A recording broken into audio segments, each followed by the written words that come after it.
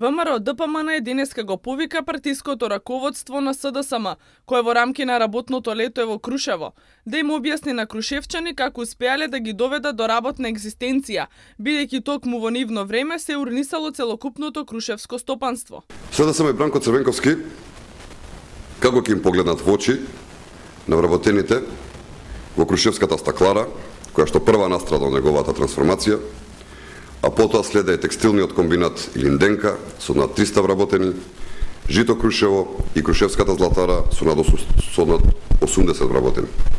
Црвенковски неговата клапа на локални мокници на душа ги носат 170 вработени во тутунскиот комбинат Нико до Ага и уште толку сезонски вработени. Успеа да доведе до ликвидација фирма во која што имаше околу 3 милиони килограми тутун, кој потоа беше багателно распродаден. Успеа еден гигант да го доведат до клуч во 2004 година и речиси да немаше семејство во Крушево кое не остана со барем еден незапослен од нивното семејство.